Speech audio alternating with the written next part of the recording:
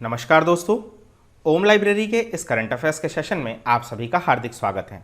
शुरू करते हैं आज के करंट अफेयर्स।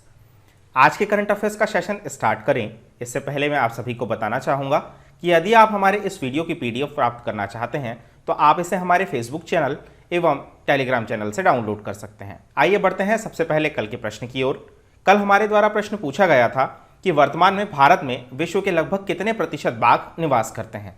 इसका सही उत्तर है 75%। वर्तमान में भारत में विश्व के कुल 75% बाघ निवास करते हैं। बढ़ते हैं आज के पहले प्रश्न की ओर। हाल ही में किसे वन कर्मन अवार्ड के लिए चुना गया है? डॉक्टर के सिवान, नरेंद्र मोदी, डॉक्टर हर्षवर्धन या अरविंद केजरीवाल? इसका सही उत्तर है डॉक्टर के सिवान। आइए जानते हैं इस अवार्ड के बारे में।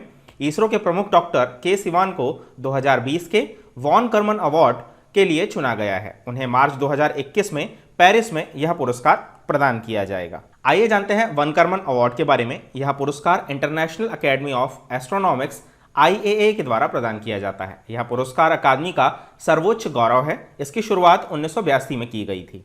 इसका नामकरण थियोडोर वॉन कर्मन के नाम पर किया गया था, जो एक एरोस्पेस इंजीनियर थे और विशेष रूप से वायुगतिकी मतलब एरोडायनामिक्स में अपनी प्रमुख प्रगति के लिए जाने जाते थे। IAA की स्थापना भी वॉन कर्मन द्वारा की गई थी, जो संगठन के पहले अध्यक्ष भी थे। यह पुरस्कार राष्ट्रीयता या जेंडर की सीमा के बिना विज्ञान की किसी भी शाखा में आजीवन उपलब्धियों के लिए हर साल दिया जाता है। यह पुरस्कार पाने वाले पहले भारतीयों में डॉक्टर उडुपी रामचंद्र राव थे। उन्हें 2005 में इस पुरस्कार से सम्मानित किया गया था। उसके बाद 2007 में इसरो वैज्ञानिक डॉक्टर के कस्तूरीराजन को इस पुरस्कार से सम्मानित किया गया था। बढ़ते हैं अगले प्रश्न की ओर। ईरान ने हाल ही में किस देश को बड़ा झटका देते हुए चाबहार रेल परियोजना से बाहर कर दिया है? भारत, नेपाल, रूस या जापान? इसका सही उत्तर है भारत। आइए जानते हैं इसके विषय में। ईरान ने हाल ही में भारत को बड़ा झटका देते हुए चाबहार रेल परियोजना से बाहर कर दिया है। ईरान ने घोषणा की है कि वह अकेले ही इस परियोजना को पूरा करेगा। भारत के लिए ईरान का यह फैसला सामरिक और रणनीतिक तौर पर बहुत बड़ा झटका माना जा रहा है। इस परियोजना के तहत ईरान के चाबहार पोर्ट से लेकर जहदान इलाके तक रेल परियोजना बनाई जानी है। इस रेल परियोजना को अफगानिस्तान के जरांज सीमा तक बढ़ाए जाने की भी योजना है। बढ़ते हैं अगले प्रश्न की ओर। India cycles for change challenge किस केंद्रीय मंत्रालय की एक पहल है? आवास और शहरी मामलों के मंत्रालय, कार्मिक जन शिकायत और पेंशन मंत्रालय, गृह मंत्रालय या सड़क परिवहन और राजमार्ग मंत्रालय? इसका सही उत्तर है आवास और शहरी मामलों के मंत्रालय। आइए जानते हैं इस चैलेंज के विषय में। India cycles for change challenge smart city 10 mission के तहत केंद्रीय आवास और शहरी मामलों के मंत्रालय की एक नई पहल है। मंत्रालय ने हाल ही में इस चुनौती के लिए पंजीकरण खोला है, जिसे मूल रूप से 25 जून 2020 को लॉन्च किया गया था तथा 10 जुलाई से इसे खोला गया है। स्मार्ट सिटी 10 मिशन के तहत सभी शहरों, राज्यों, केंद्र शासित प्रदेशों की राजधानियों और 5 लाख से अधिक आबादी वाले सभी शहर नए लॉन्च किए गए पोर्टल के माध्यम से आवेदन कर सकते हैं और साइकिल चलाने को बढ़ावा देकर त्वरित समाधान प्रदान कर सकते हैं।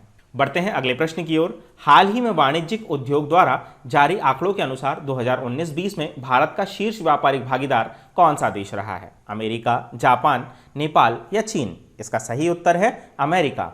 आइए जानते हैं इसके विषय में। केंद्रीय वाणिज्यिक और उद्योग मंत्रालय के आंकड़ों के अनुसार संयुक्त राज्य अमेरिका वित्तीय वर्ष 2019-20 के दौरान भारत का शीर्ष व्यापारिक भागीदार बना है। भारत और अमेरिका के बीच द्विपक्षीय व्यापार में 2019-20 वित्तीय वर्ष की तुलना में 2019-20 की वित्तीय वर्ष में मामूली वृद्धि हुई है। 2018-19 में द्विपक्षीय व्यापार $87.96 बिलियन अमेरिकी डॉलर था, जबकि 2019-20 में यह 88.75 बिलियन अमेरिकी डॉलर हो गया है। अमेरिका हमारा दूसरी बार लगातार यह पार्टनर बना है। बढ़ते हैं अगले प्रश्न की ओर। हाल ही में किस देश ने लुप्तप्राय प्राणियों की व्यावसायिक खेती की अनुमति दे दी है? चीन, म्यांमार, जापान या वियतनाम? इसका सही उत्तर है म्यांमार। आइए जानते हैं इसके विषय में। हाल ही में म्यांमार में लुप्तप्राय प्रजातियों की व्यावसायिक खेती की अनुमति देने वाले कानून से वन्यजीव और पर्यावरण संरक्षण द्वारा WWF और FFI चिंतित है। इन संस्थाओं ने इस कानून में दुनिया में दुर्लभ जानवरों की मांग को बढ़ावा देने की संभावना भी व्यक्त की है। जून 2020 में म्यांमार की सरकार ने एक कानून पारित किया है, जिसमें निजी चिड़ियाघरों को 90 वन्य जीवों की प्रजातियों के प्रजनन की अनुमति दी गई है। वाणिज्यिक खेती के लिए अनुमति दी गई वन्यजीव जानवरों की सूची में टाइगर, पेंगोलिन, सियामी मगरमच्छ और अयारवाडी डॉल्फिन शामिल हैं, जो दुनिया में लुप्तप्राय प्रजातियों में से एक है। आप सभी को यहाँ पर दुनिया की लुप्तप्राय प्रजातियों के इन नामों को याद रखना चाहिए। म्यांमार को पड़ोसी चीन की मांग से संचालित वन्य जीवों के अवैध व्यापार का प्रमुख केंद्र भी माना जाता है। बढ़ते हैं अगले प्रश्न की ओर। हाल ही में VNIR बायोटेक्नोलॉजी ने कोविड-19 की RT-PCR जांच, फ्लोरेसेंट जांच और पॉलीमरेज चेन रिएक्शन PCR जांच के स्वदेशी संस्करण की शुरुआत की है। इस परीक्षण किट में महत्वपूर्ण घटक कौन से हैं? ऑलिगोस, एंजाइम या आणविक जांच या उपरोक्त तीनों? इसका सही उत्तर है उपरोक्त तीनों। आइए जानते हैं इसके विषय में। हाल ही में VNIR बायोटेक्नोलॉजी ने कोविड-19 की RT-PCR जांच, फ्लोरेसेंट जांच और पॉलीमर चेन रिएक्शन PCR जांच के स्वदेशी संस्करण की शुरुआत की है।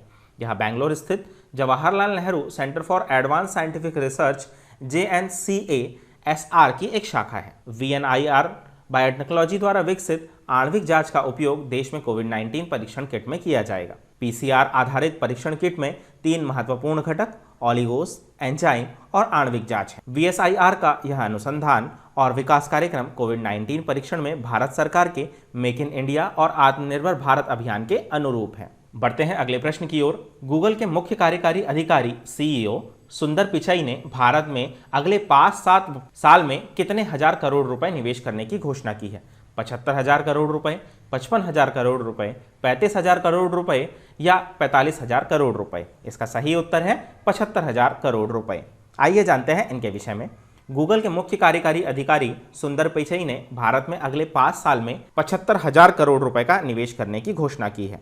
कंपनी यह निवेश गूगल फॉर इंडिया डिजिटलीकरण कोष के जरिए करेगी। इसमें हर भारतीय तक उसकी भाषा में सस्ती पहुंच और सूचनाओं को उपलब्ध कराना, भारत की ज़रूरत के मुताबिक नए उत्पाद और सेवाओं का निर्माण करना, कारोबारियों को डिजिटल बदलाव के लिए सशक्त करना और स्वास्थ्य, शिक्षा एवं कृषि जैसे क्षेत्रों में सामाजिक भलाई के लिए कृत्रिम मेधा और प्रौद्योगिकी लाभ पहुंचाना शामिल है। बढ़ते हैं अगले प्रश्न की ओर। हाल ही में किसे भारतीय क्रिकेट कंट्रोल बोर्ड का अंतरिम CEO नियुक्त किया गया है? हेमांग अमीन, राहुल जौहरी, विजय कोठारी या गौरव कपूर? इसका सही उत्तर है हेमांग अमीन। आइए जानते हैं इनके विषय में। हाल ही में हेमांग अमीन को भारतीय क्रिकेट कंट्रोल बोर्ड का अंतरिम CEO नियुक्त किया गया है। वर्तमान में हेमांग अमीन इंडियन प्रीमियर लीग IPL के मुख्य परिचालन अधिकारी हैं। उन्होंने पिछले साल IPL उद्घाटन आयोजित नहीं करने का निर्णय लेने के लिए प्रमुख भूमिका निभाई थी और पुलवामा के शहीदों के परिवार को यह निधि दान में दी थी। वे श्री राहुल जौहरी का स्थान लेंगे, जिनका इस्तीफा हाल ही में स्वीकार कर लिया गया है। बढ़ते हैं अगले प्रश्न की ओर। डॉक्टर विधु पी नायर को किस देश में भारत का अगला राजदूत नियुक्त किया गया है? तुर्कमेनिस्तान, ब्रिटेन, स्वीडन या मैक्सिको? इसका सही उत्तर है तुर्कमेनिस्तान। आइए जानते हैं इनके विषय में। हाल ही में डॉक्टर विधु पी नायर को तुर्कमेनिस्तान में भारत का अगला राजदूत नियुक्त किया गया है। वे भारतीय विदेश सेवा के 2002 बैच के अधिकारी हैं। डॉक्टर नायर इस समय विदेश मंत्रालय में निर्देशक के पद पर कार्यरत हैं। आइए जानते हैं तुर्कमेनिस्तान के बारे में। यह मध्य एशिया का एक देश है जो कैस्पियन सागर और कराकुम रेगिस्तान से घिरा हुआ है। इसकी राजधानी अशकाबाद है तथा इसकी मुख्य मुद्रा तुर्कमेनिस्तान मनत है। आइए बढ़ते हैं अगले प्रश्न की ओर। किस दिग्गज हॉकी खिलाड़ी को मोहन बागान लाइफ टाइम अचीवमेंट पुरस्कार से हाल ही में सम्मानित किया जाएगा? अशोक कुमार, बलवीर सिंह, मनोज कुमार या दिलीप सिंह? इसका सही उत्तर है अशोक कुमार। आइए जानते हैं इनके विषय में। दिग्गज हॉकी खिलाड़ी अशोक कुमार को मोहन बागान फुटबॉल क्लब के स्थापना दिवस पर आयोजित समारोह में लाइफ टाइम अचीवमेंट पुरस्कार से सम्मानित किया जाएगा। कोविड-19 महामारी की मौजूदा स्थिति को देखते हुए इस कार्यक्रम का आयोजन ऑनलाइन होगा। मोहन बागान दिवस हर साल 29 जुलाई को मनाया जाता है तथा मोहन बागान ने 1911 में इसी दिन IFA शील्ड में ईस्ट यॉर्कशायर रेजिमेंट को 2-1 से हराया था। वह खिताब जीतने वाला पहला भारतीय क्लब भी बना था। बढ़ते हैं अगले प्रश्न की ओर। सार्वजनिक स्वास्थ्य व्यय को किस वर्ष तक बढ़ाकर GDP का 2.5% किया जाएगा? 2022, 2023, 2024 या 2025? इसका सही उत्तर है 2025। आइए जानते हैं इसके विषय में। हाल ही में केंद्रीय स्वास्थ्य मंत्रालय ने यह घोषणा की है कि वर्ष 2025 तक स्वास्थ्य मंत्रालय सार्वजनिक स्वास्थ्य व्यय को बढ़ाकर GDP का 2.5% किया जाएगा। यह निर्णय 15वें वित्त आयोग के साथ एक बैठक में केंद्रीय स्वास्थ्य मंत्री डॉक्टर हर्षवर्धन सिंह ने लिया। प्राथमिक स्वास्थ्य व्यय का परिव्यय भी देश के कुल सार्वजनिक स्वास्थ्य व्यय का लगभग 2/3 किया जाएगा। इसमें उन राज्यों के लिए अतिरिक्त संसाधन मांगे गए हैं जिनका उपयोग राष्ट्रीय स्वास्थ्य नीति 2017 के लक्ष्यों की प्राप्ति के लिए किया जाएगा। आइए जानते हैं राष्ट्रीय स्वास्थ्य नीति के बारे में। राष्ट्रीय स्वास्थ्य नीति 2017 इसने 2002 में अपनाई गई पिछली राष्ट्रीय स्वास्थ्य नीति का स्थान लिया था। इसके लक्ष्य सार्वजनिक स्वास्थ्य व्यय को धीरे धीरे जीडीपी के 2.5% तक बढ़ाना, 2025 तक जन्म के समय जीवन प्रत्याशा को 67.5 से बढ़ाकर 70% करना, 2025 तक प्रजनन दर घटाकर 2.1 करना, 2019 तक शिशु मृत्यु दर को 28 तक कम करना, 2025 तक 5 वर्ष से कम आयु के बच्चों की मृत्यु दर को 23 प्रति हजार तक कम करना है। दोस्तों, इस प्रकार हमारे आज के करंट अफेयर्स का सेशन समाप्त होता है। आप सभी के लिए आज का प्रश्न, उस उष्णकटिबंधीय तूफान का नाम बताइए जिसके कारण न्यू जर्सी में भारी बारिश, बाढ़ और भूस्खलन हुआ है। फे, ट्रॉपिकल स्टॉर्म, बुरेवी, यास। आप सभी को अपने उत्तर कमेंट बॉक्स में देने हैं। आई होप कि आप सभी को हमारा आज का प्रोग्राम पसंद आया होगा। यदि आप सभी को हमारा आज का प्रोग्राम पसंद आया है तो हमारे इस चैनल को लाइक करें, सब्सक्राइब करें और अपने अन्य दोस्तों के साथ शेयर करें। साथ ही यदि आप इस वीडियो की PDF प्राप्त करना चाहते हैं तो आप इसे हमारे फेसबुक पेज एवं टेलीग्राम चैनल से डाउनलोड कर सकते हैं। धन्यवाद।